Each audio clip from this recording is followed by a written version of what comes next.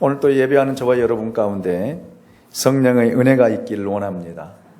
성령의 음성을 듣기 원하고 성령의 역사를 보며 여러분 믿음으로 성령의 역사 앞에 예민하게 반응하고 또 성령의 역사 앞에 여러분 우리 자신을 내어드릴 수 있는 이 귀한 시간이 될 수 있기를 예수님의 이름으로 축원합니다.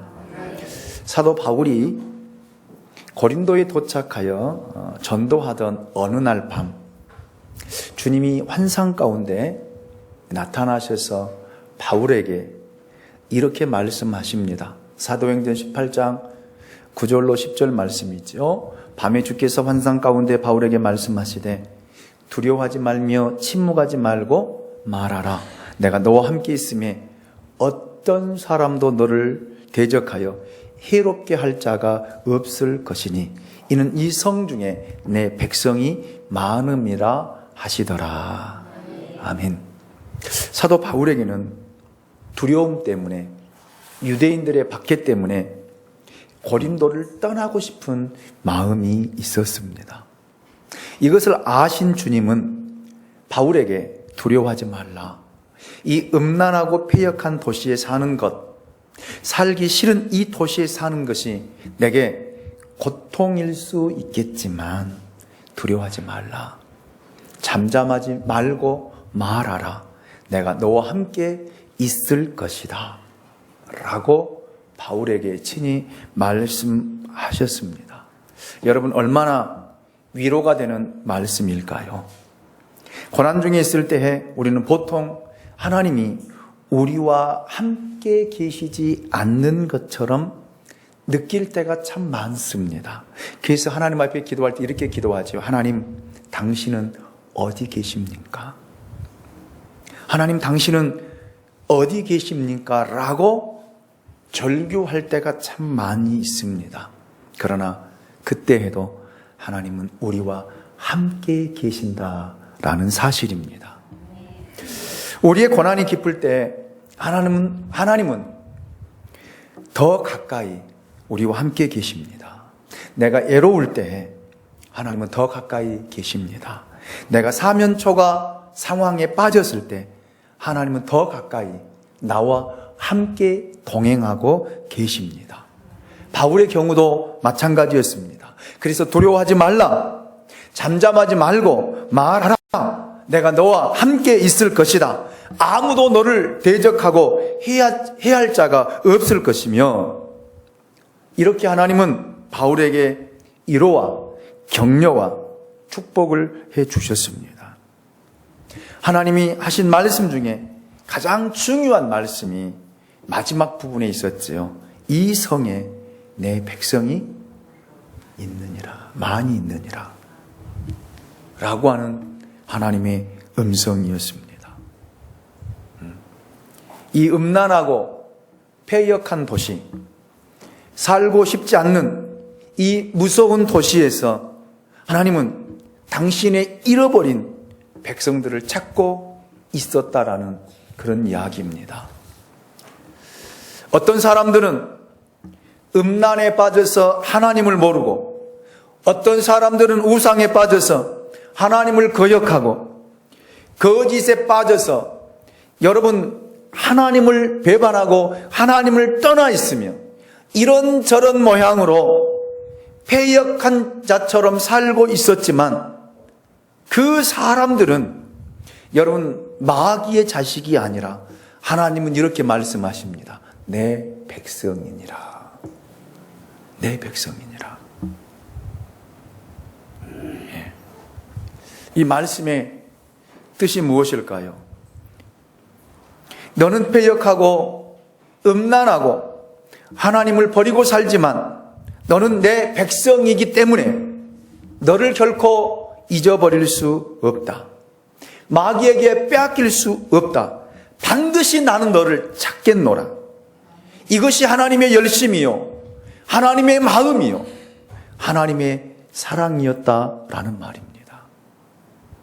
이것을 바울에게 하나님이 당신의 마음을 보이시고 당신의 마음을 이야기하시고 바울로 하여금 이 하나님의 마음을 갖도록 하셨다라는 말입니다. 또한 오늘 우리 양무리 교회와 우리를 향한 하나님의 마음이기도 합니다. 이 마음이 여러분 느껴지십니까? 이 패역하고 혼란스럽고 혼돈스러운 이 시대 속에 하나님은 오늘도 당신의 백성들을 향해 귀를 기울이며 시선을 향하고 있다라는 사실입니다. 그래서 오늘 저와 여러분을 부르시고 오늘 주의 음성을 이렇게 듣도록 하게 하신 줄로 믿습니다. 이 도시에 내 백성이 많이 있다. 많이 있다. 이 음성을 듣고 바울이 하나님의 마음을 갖고 여러분 어떠한 환난과 어떠한 역경과 어떠한 고난과 생명의 위협에도 전혀 물러서지 아니하고 하나님 복음을 담대하게 증거한 줄로 믿습니다. 그래서 바울은 고린도를 떠나지 않고 무려 1년 6개월 동안 여러분 전도하고 도란노 서원에서 말씀을 가르치고 주의 제자들을 세웠습니다. 이 내용이 우리가 지난주에 들었던 말씀이죠. 자, 그래서 11절에 보면은 1년 6개월을 머물며 그들 가운데 하나님의 말씀을 가르치니라. 1년 6개월 동안 정말 음란하고 패역한 도시에 바울이 있었던 이유가 바로 이 하나님의 마음 때문이었어요. 그들 향해서 울고 계시는 주님의 그 모습, 그 주님의 마음, 그것 때문에 여러분 고린도를 떠나지 못하고 1년 6개월 동안 고린도에서 사역했다라는 말입니다. 하나님의 백성들이 있었기 때문에 그들을 구원하기 위하여 그들과 함께 그곳에 있었고 하나님의 마음도 그곳에 있었고 하나님의 시선도 그들을 향해 있었다라는 사실입니다. 왜요? 한 영혼이 천하보다 귀하기 때문에요. 자, 오늘 본문 12절 13절 말씀 보면은요, 갈리오가 아가야 총독되었을 때에 유대인이 일제히 일어나 바울을 대적하여 법정으로 데리고 가서 말하되 이 사람이 율법을 어기면서 하나님을 경외하라고 사람들을 권한다 하거늘. 바울이 고린도에 있었을 때 몇 가지 일들을 소개하고 이야기하고 있습니다. 여기서 바울이 유대인에 의하여 또 공격을 받는, 박해를 받는 그 모습을 볼 수 있습니다. 저는 이 장면을 보면서 이 세상에는 어디를 가나 그리스도인들을 공격하는 사람들이 많이 있다는 사실을 깨닫게 되었어요. 우리를 환영하는 사람만 있는 곳은 그 어디에도 없습니다. 죽기 전에는 어디를 가나 우리를 반대하고 싫어하고 공격하는 사람이 있기 마련이다 라는 말입니다. 그래서 우리를 미워해요. 그래서 하나님의 뜻대로 살고자 하는 사람들을 여러분 미워한다 이 말이에요. 싫어합니다. 그것도 어디에서요? 교회 안에서요.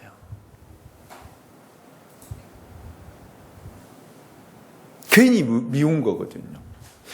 괜히 시기심이 발동되어지고 미워하는 마음이 들어서 교회 앞에서 열심히 헌신하고 열심히 봉사하고 하나님의 말씀대로 살고자 할 때에 여러분 교회 안에서도 이런 박해와 이런 핍박과 이런 미움이 일어난다라는 사실입니다.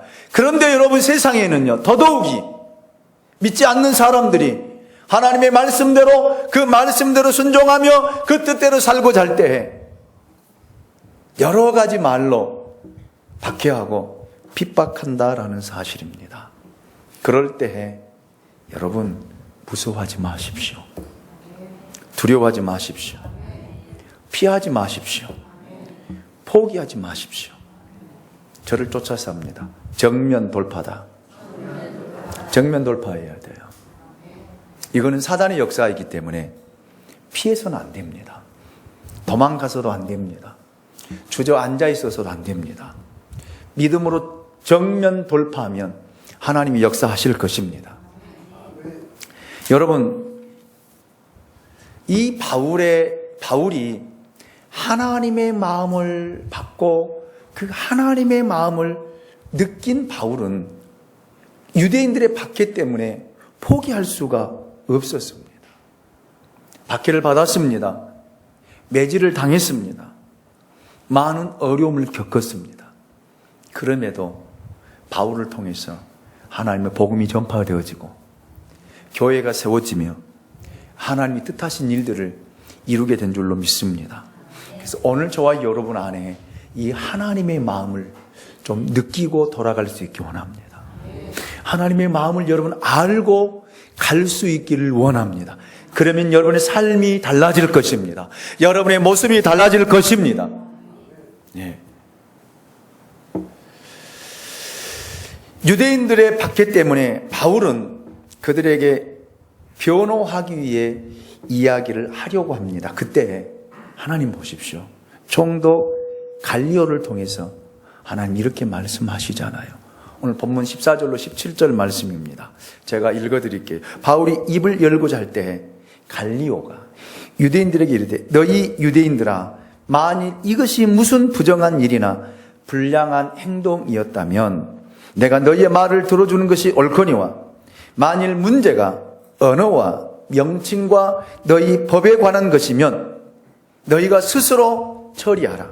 나는 이러한 일에 재판장 되기를 원하지 아니하노라 하고 그들을 법정에서 쫓아내니 모든 사람이 회당장 소스데네를 잡아 법정 앞에서 때리되 갈리오가 이 일을 상관하지 아니하니라. 아멘. 총독 갈리오는 흥분한 유대인들을 조용히 시키고 있습니다. 정치적인 법과 종교적인 법을 구분해서 갈리오가 재판을 하고 있는 이런 모습을 보게 됩니다. 그러면서 이 갈리오는 재미있는 말을 해요. 너희 유대인들아 만일 이것이 무슨 부정한 일이나 불량한 행동이었으면 내가 너희들의 말을 듣고 재판하는 것이 옳다. 맞다. 그러나 지금 너희들이 문제 삼고 있는 것이 언어나 명칭이나 그리고 너희 종교에 관한 문제라면 여기로 가져오지 말라. 그냥 너희들끼리 가서 해결하라. 이렇게 이야기합니다. 네. 이것은 당시 로마법 아래에서는 유대교뿐만 아니라 기독교도 인정하고 있다라고 하는 신호탄이에요.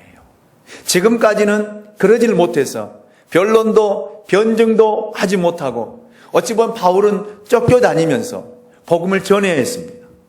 감옥에 갇히기도 하고 박해를 받기도 하고 매질을 당하기도 하고 죽을 위기도 넘겼지만 법적인 보호를 받지 못했어요. 그런데 하나님께서 이 갈리오라는 사람을 통해서 이제 법적인 보호도 받도록 하나님께서 허락하시고 허용하시는 것을 볼 수 있습니다.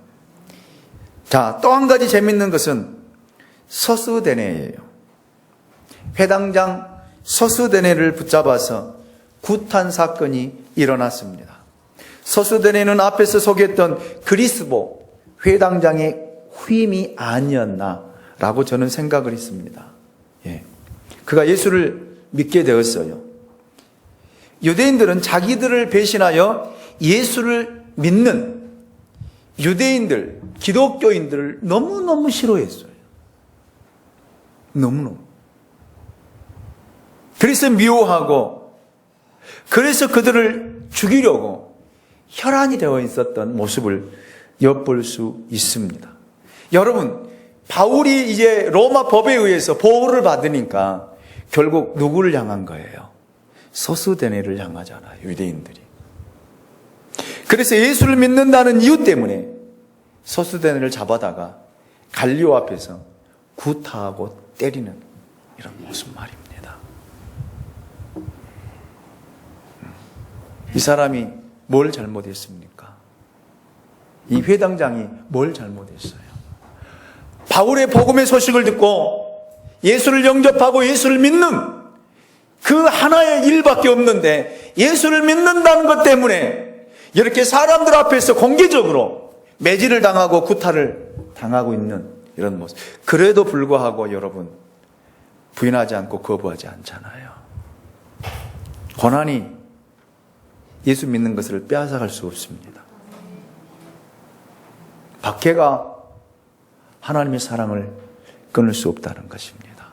칼이 생명의 위협이 빼앗아갈 수 없는 것입니다.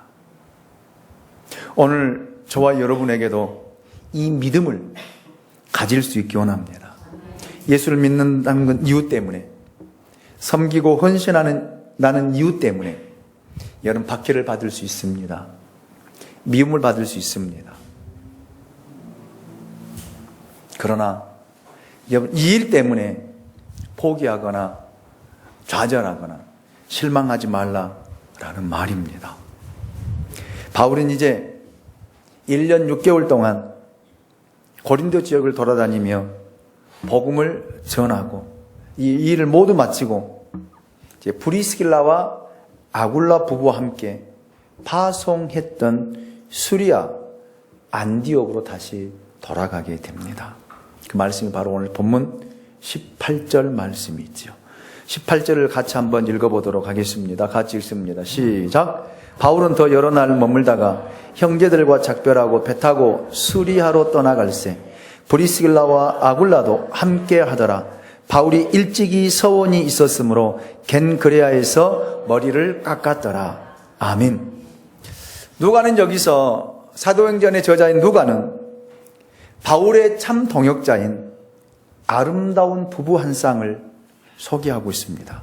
바로 브리스길라와 아굴라 부부였습니다. 그들은 바울이 고린도를 떠날 때 함께 동행하고 있는 모습을 보게 됩니다. 이들 부부는 본래 로마에 거주하던 유대인 출신 그리스도인으로 글라우디아 황제가 로마에서 유대인들의 추방령이 내려질 때 이 부부는 로마에서 고린도로 넘어오게 됐죠. 그리고 고린도에서 바울을 만나게 됩니다. 바울로부터 하나님의 말씀을 가르침 받고 성령에 대해서 가르침을 받고 바울을 협력하는 동역자로 서게 됐지요. 그래서 자기들의 모든 재산을 바울의 사역을 위해서 내놓고 자기의 생명까지 바울을 위해서 내놓는 이 부부의 아름다운 모습을 보게 됩니다. 이제 바울이 고린도의 사역에서 1년 6개월의 사역을 마치고 고린도를 떠나자 이 부부가 함께 동행하고 있는 그런 모습. 왜 이 부부가 또 고린도에서 떠나게 되었을까요? 바울의 사역을 돕기 위해서였습니다. 예, 여러분 이렇게 부부가 주를 위해 나란히 사역하고 헌신한 모습이 얼마나 여러분 아름답습니까? 정말 이 부부는 주를 믿는 모든 부부들의 샘플이요 모델이 되고 있습니다. 여러분 부부들이 이렇게 한 목적을 가지고 한 방향을 향해 주를 경외하고 주를 섬기고 주님의 복음을 위해서 헌신할 수 있는 아름다운 가정, 아름다운 부부가 될 수 있기를 주님의 이름으로 축원합니다. 남편은 주의 일을 하려고 할 때 아내가 반대하고 아내가 주의 일을 하려고 할 때 남편이 반대해서 서로 간에 의견이 트러블 생겨져서 항상 가정에 불화가 일어나고 마찰이 생겨서 항상 부부간에 어려움이 생긴다라면 그 가정은 행복한 가정이 아니에요. 또 다 포기하고 그냥 되는 대로 사는 세상 것들을 추구하면서 세상 것에 얽매여서 육신의 소욕을 따라 살아가는 것, 그것도 결코 진정한 행복이 아니라 이 말입니다. 진정한 행복이 무엇일까요? 주님과 함께 하나님의 뜻을 이루어가며 하나님의 영광을 드러내고 하나님이 여러분의 가정과 여러분의 부부를 통해서 하나님이 행하신 일들을 이루어갈 때 그것이 진정한 축복입니다. 그것이 진정한 행복이라는 말입니다. 그래서 브리스길라와 아굴라 부부가 이렇게 헌신하고 자기들의 삶과 생명과 모든 것을 하나님 앞에 드리며 바울의 사역을 돕고 있는 그런 모습을 보게 됩니다. 예. 바울은 수리아를 향하여 떠난 이후 경유지인 갱그레아에서 머리를 깎습니다. 머리를 깎아요. 그는 고린도에서 장기간 체류하며 하나님이 자신을 특별히 지켜주심을 알았고 이에 대한 감사의 표시로 아마 어느 일정 기간 동안 하나님 앞에 자기 자신을 완전히 드리는 나실인의 아마 소원을 했던 것 같아요. 소원을. 그리고 이제 갱그리아에 이르렀을 때 마침 그 시간이 차서 나실인의 소원을 이행하고 있는, 그래서 머리를 깎는 그런 모습. 지금까지는 아마 제가 볼 때는 고린도 지역에서 하나님 앞에 아마 소원했던 것 같아요. 1년 6개월 동안 머물면서 하나님, 여기에서 하나님의 복음을 전하고 하나님의 교회를 세우고 하나님의 백성들을 가르치는 일에 하나님이 함께 하시고 함께 역사한다라면 자기 자신의 머리를 자르지 않고 나실인으로서 구별되어 자기 자신과 삶과 생명을 드리겠다라고 하는 아마 소원을 한 것 같아요. 그 소원의 기간이 끝나니까 갱그리에서 여러분 머리를 다시 깎고 이제 소원이 맞춰졌다, 소원이 이루어졌다라고 하는 것을 아마 표현했던 것 같습니다. 그러니까 저는 이 말씀을 보면서 바울이 얼마만큼 하나님 앞에 붙잡혀서 복음을 위해 살았는가를 엿볼 수 있습니다. 만약에 하나님이 바울에게 당신의 마음을 이야기하지 않고 당신의 마음을 보이지 않고 당신의 마음을 느끼지 않았더라면 바울이 이런 소원을 하면서 이렇게 자기 생명을 바쳐서 여러분 복음을 전하고 가르친 일에 자기 삶을 드렸을까요? 저는 그러지 않았다라고 생각합니다. 하나님의 마음을 알았기 때문에, 그 하나님의 마음을 느꼈기 때문에 여러분 그 소원하면서 1년 6개월 동안 머리를 자르지 않냐고 구별하여 자기 삶을 복음을 위해 드린 줄로 믿습니다. 그래서 여러분 하나님의 마음을 알아야 된다는 거예요. 하나님의 마음을 느껴야 된다는 거예요. 우리를 향한 하나님의 마음이, 이 지역을 향한 하나님의 마음이, 여러분 이 부평과 인천을 향한 하나님의 마음이, 이 나라를 향한 하나님의 마음이 어떤 마음이고 어떤 생각을 가지고 계시는지 여러분 아시나요?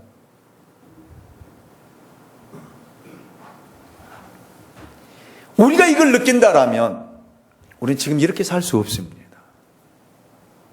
우리가 예레미야서를 보면은요, 하나님이 예레미야에게 그 시대 상황을 보여줍니다. 하나님의 마음을 보여줍니다. 그래서 예레미야는 그 하나님의 마음을 느끼고 그 하나님의 마음의 눈으로 백성들을 향해서 보니까 안타까울 수밖에 없었던 거예요. 눈물을 흘리지 않을 수가 없었던 거예요. 그래서 돌아다니면서 눈물을 흘리면서 돌아오라고, 회개하라고 그렇게 외치며 하나님의 뜻을 전했던 것입니다. 성전 앞에서 제사장들로 하여금 뺨을 맞고 어두운 굴 속에 내던져졌을 때에도 여러분 예레미야는 굴하지 않았어요. 왜요? 하나님의 마음을 알았기 때문에.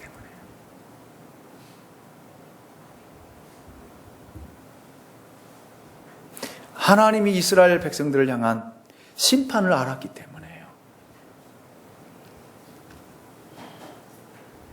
그래서 외치지 않을 수 없었습니다.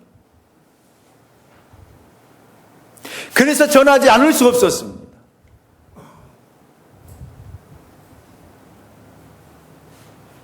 뺨을 맞고 매를 맞고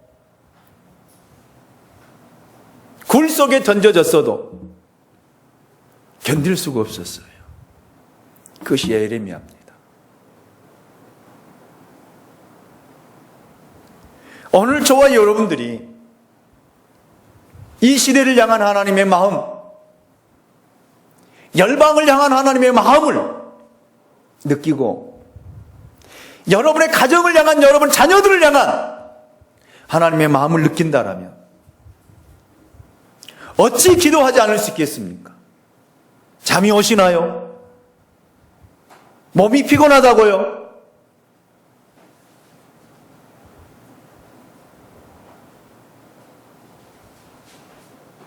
어찌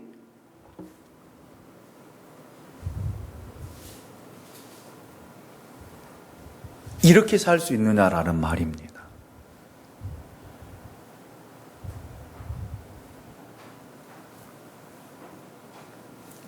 이 열방을 향한 하나님의 마음은요, 지구상 끝에서부터 하나님의 심판이 이미 시작되었습니다.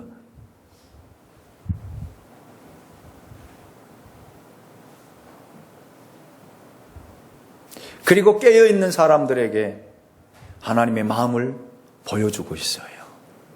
말씀을 통해서 말씀하고 있습니다. 저는 우리 양무리교회와 모든 성도들이 그 하나님의 음성을 듣고 하나님 앞에 깨어 있으시기를 원합니다.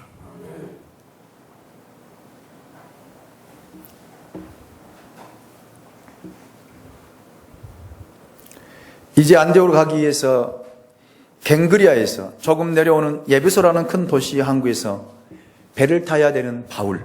자, 오늘 19절을 보면 에베소에 와서 그들을 거기 머물게 하고 자기는 회당에 들어가서 유대인들과 변론하니.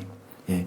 바울은 에베소에서 도착하자마자 브리스길라와 아굴라 부부를 따로 머물게 하고 자기만 회당 안으로 들어가서 유대인들과 변론합니다.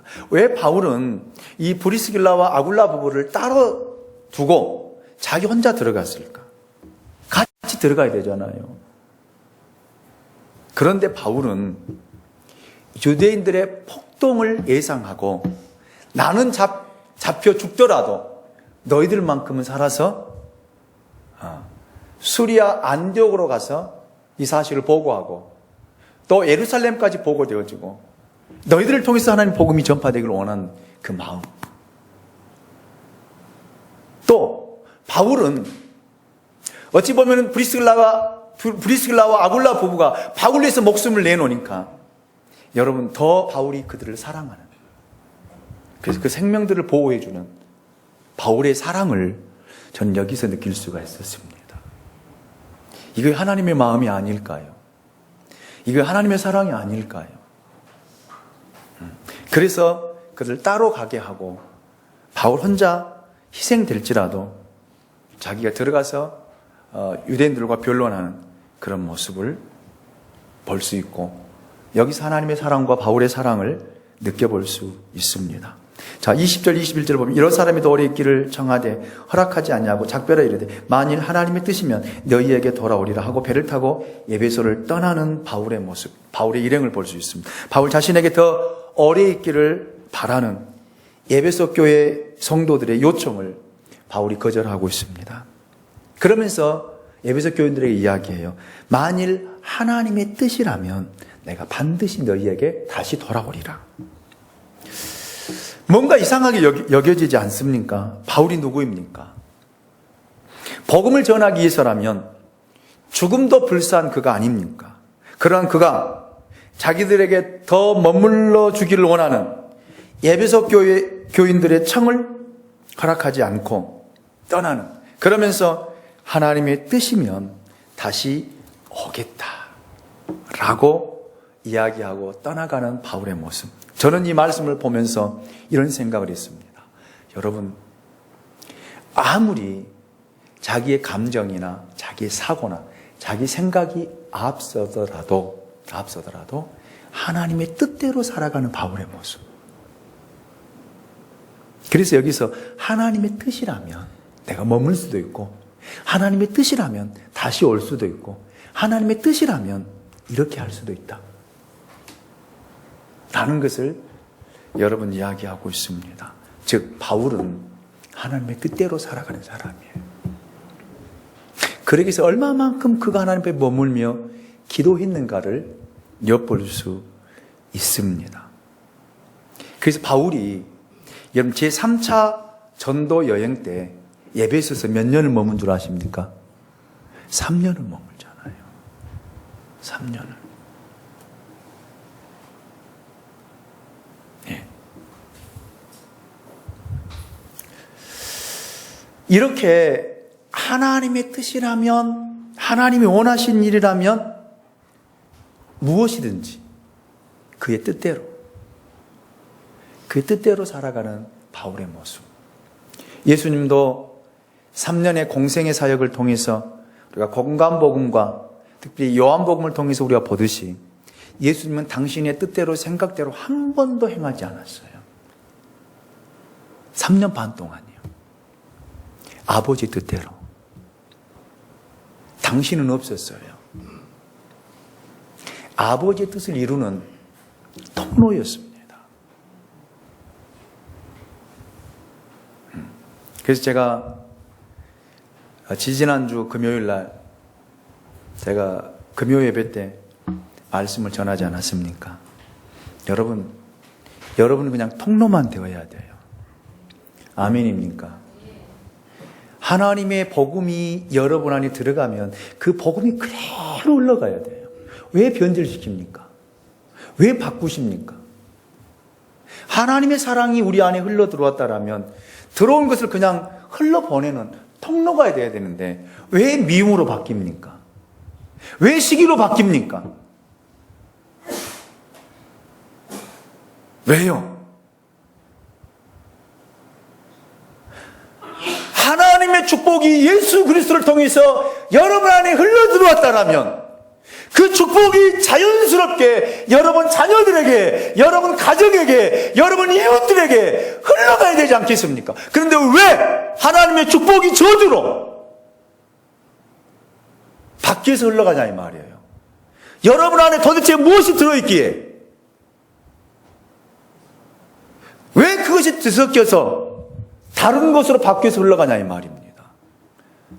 여러분 오늘 하는 배 나와서 예배드리며 은혜를 받았다라면 그 은혜가 여러분 통해 그대로 흘러가야 될 거 아닙니까? 하나님의 은혜가 여러분을 통해서 흘러가야 되지 않겠습니까? 그런데 왜 바뀝니까? 왜 바뀌어요? 여러분 안에 도대체 무엇이 들어있어서 바뀌냐 이 말입니다.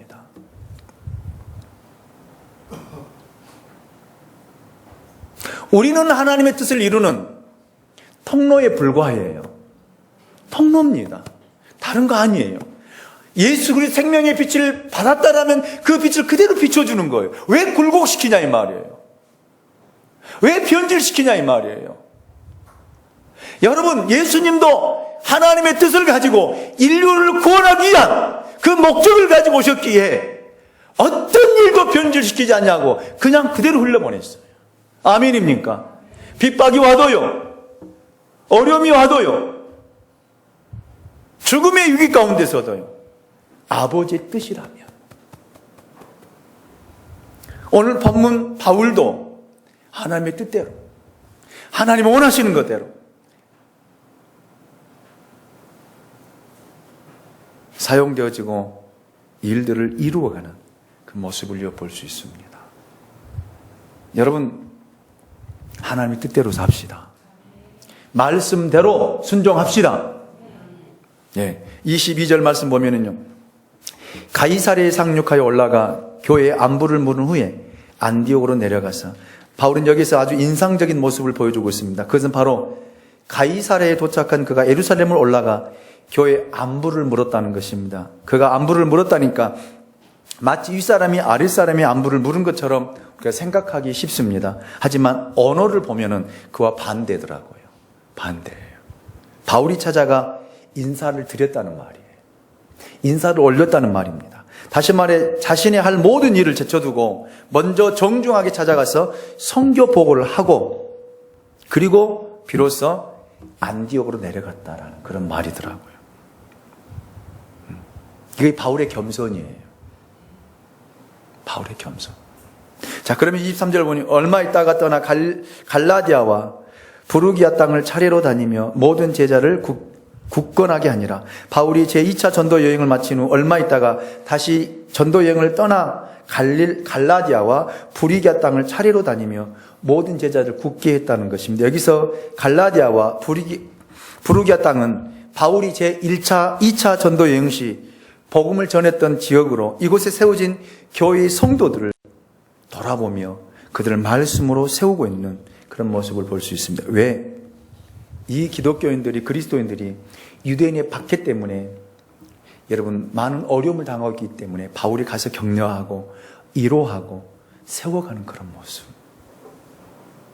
이것이 진정한 교회의 모습이 아닐까 싶습니다. 교회는 위로하고 격려하고 서로를 붙잡아주고 세워주는 거예요. 저는 우리 양무리 교회가 이런 사랑을 가지고 있는 교회 되기 원합니다. 아멘입니까? 힘들고 어려운 사람들을 한 번 더 안아주고 더 위로하고 격려하는 이런 모습들. 이것이 진정한 하나님이 원하시는, 하나님이 기대하시는 교회의 모습. 이 교회의 모습을 바울이 보여주고 있습니다. 24절 알렉산드리아에서 난 아볼로라는 유대인이 예배소 이르니 이 사람은 언변이 좋고 성경에 능통한 자더라. 바울은 알렉산드리아에서 온 아볼로라고 하는 유대인을 만납니다. 알렉산드리아 학파가 있던 바로 그 지역에서 온 이 사람은 언변이 좋고 굉장히 말을 잘하고 성경에 능통한 사람이었던 것 같습니다. 그런데 여기 한 가지 놀라운 사실이 있어요. 25절 말씀 같이 한번 읽어볼까요? 25절입니다. 같이 읽습니다. 시작. 그가 일찍이 주의 도를 배워 열심으로 예수에 관한 것을 자세히 말하여 가르치나 요한의 세례만 알 따름이라. 아멘. 그가 예수님에 대한 지식을 가지고 있었습니다. 일찍이 주의 도를 배워 열심히 예수에 관한 일을 사람들에게 가르치는 그런 사람이었습니다. 그래서 이 사람은 성경도 압니다. 예수도 압니다. 성경을 말할 뿐만 아니라 성경을 가르치는 사람이었습니다. 그런데 뭔만 아는 거예요? 요한의 세례만.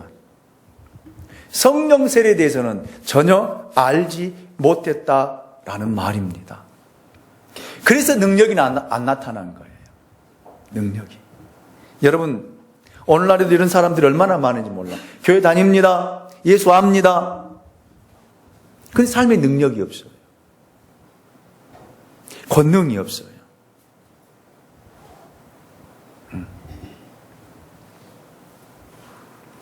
이 사람이 누구냐면 아볼로예요. 자, 그런데 26절에 보니까 그가 회당에서 담대히 말하기를 시작하거늘 브리스길라와 아굴라가 듣고 데려다가 하나님의 도를 더 정확하게 풀어 이르더라. 이 말을 다른 말로 딱 이야기하면요. 이 브리스길라와 아굴라 부부가 이 아볼로 이야기를 듣고 이렇게 이야기한 거예요. 야, 정말 감동적입니다. 정말 말 잘하고 성경에 능통한 자입니다. 그런데 저 좀 볼까요? 저 한번 식사 한번 할까요? 그런 거예요. 그래서 아볼로가 식사 한번 합시다 하면서 이야기를 하면서 뭘 이야기했냐면 성령 세례에 대해서 이야기해 준 거예요. 성령 세례. 그리고 성령 세례를 받으라고 이야기를 합니다. 이것이 이제 사도행전 19장에 자세하게 소개하고 있기 때문에 제가 그냥 넘어가요. 19장에서 제가 자세하게 설교를 할 것입니다. 그리고 27절, 28절 보니까 아볼로가 아가이로 건너가고자 하므로 형제들이 그를 격려하며 제자들에게 편지를 써 영접하라 하였더니 그가 가매 은혜로 말미암아 믿은 자들에게 많은 유익을 주니 이는 성경으로서 예수는 그리스도라고 증언하여 공중 앞에서 힘있게 유대인의 말을 이기미로라. 자, 보세요. 브리스길라와 아굴라 부부가 아볼로를 불러다가 성령세례 이야기라고 성령세례를 받아요. 바울을 통해서. 하나님께서 바울을 통해서 그들에게 부부에게 성령세례를 줍니다. 그래서 그가 힘있게 복음을 전하고 거기에 능력이 나타나고 거기 하나님의 역사들이 일어나는 모습. 그래서 그들을 통해서 복음이 전파되어지고 하나님의 교회가 세워지고 힘있게 유대인들, 어찌 보면은 유대인들의 그 말을 이기고 그들의 핍박을 극복하고 하나님의 교회를 세우고 하나님의 귀한 일들을 이루었다는 말이에요. 이 유대인의 말을 이기미라는 말이 그런 의미에 있습니다. 여러분, 그렇습니다. 우리가 이 세상을 무엇으로 이길 수 있겠습니까? 세상을 여러분이 무엇으로 이길 수 있겠어요? 무엇으로? 성령의 능력밖에 없어요. 성령의 능력밖에. 그래서 사도행전 1장 8절 말씀 우리에게 주고 있잖아요. 오직 성령이 너희에게 임하면 너희가 권능을 받고 예루살렘과 온 유대와 사마리아와 땅끝까지 이르러 내 증인이 되리라 하시니라. 아멘. 여러분, 성령의 능력을 받아야만이 하나님의 마음을 느낄 수 있어요. 하나님의 마음을 알 수 있습니다. 그래서 여러분의 삶을 통해서 복음을 전할 수 있다는 말입니다. 하나님의 마음이 바로 이 마음이에요. 오늘 저와 여러분을 향한 마음이 성령의 능력을 받으라는 거예요. 그리고 가서 복음을 전하라는 거예요. 그리고 가서 하나님의 교회를 이루라는 거예요. 아멘입니까? 여러분, 다시 한번 이제 말씀을 마칩니다. 성령의 충만함을 받으시기 원합니다. 능력을 받으시기 원합니다. 그리고 성령으로 말미암아 하나님의 마음을 좀 느끼시기 원합니다. 여러분의 가정을 향한, 여러분 자녀를 향한, 이 지역을 향한, 이 나라를 향한, 열방을 향한 하나님의 그 마음, 하나님의 그 뜻을 안다라면 그 뜻에 순종하여 복음을 전구하는 우리 양무리 교회와 모든 성도들이 될 수 있기를 다시 한번 예수 그리스도 이름으로 축원합니다. 기도합니다. 우리를 사랑하시는